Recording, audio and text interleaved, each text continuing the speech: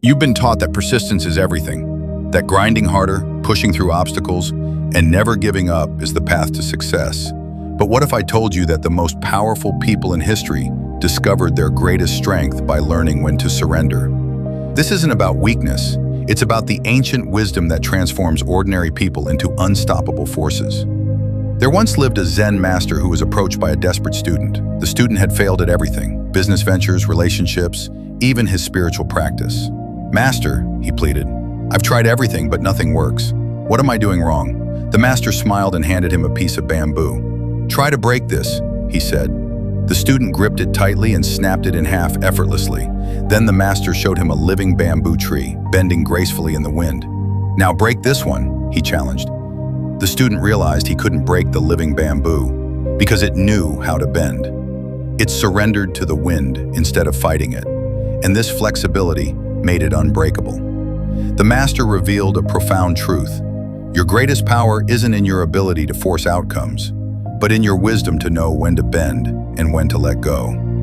Modern neuroscience confirms what ancient masters knew intuitively. When you're constantly forcing and struggling, your brain operates from a state of stress and limitation. But when you learn to surrender, to align with natural flow rather than fighting against it, you activate your prefrontal cortex, the part of your brain responsible for creativity, problem solving, and breakthrough thinking.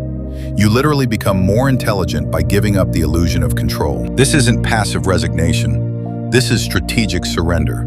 The difference between a dead leaf blown by the wind and a skilled surfer riding the wave. The surfer doesn't control the ocean, but masters the art of working with its power. Every great achievement in history came from people who learned to distinguish between what they could control and what they needed to dance with. Your struggles exist because you're fighting the very forces that want to carry you forward. That relationship that didn't work out, it cleared the path for something better. That job you lost, it forced you to discover talents you never knew you had. That failure you're still mourning, it's teaching you resilience that success never could.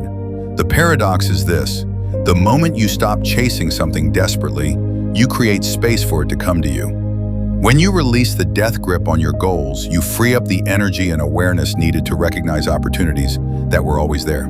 You transform from someone who battles life into someone who partners with it. Right now, identify one area where you've been forcing, struggling, or fighting against the current. What would happen if you loosened your grip? What if you trusted that life isn't happening to you, but for you?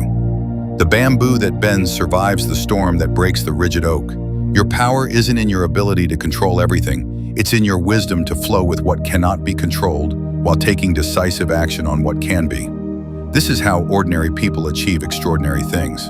Not by forcing doors open, but by recognizing when the universe is opening windows.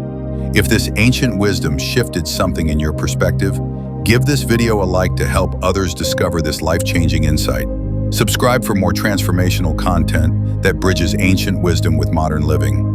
And share this with someone who needs to hear that sometimes the most powerful thing you can do is let go. Your journey to unstoppable flow starts now.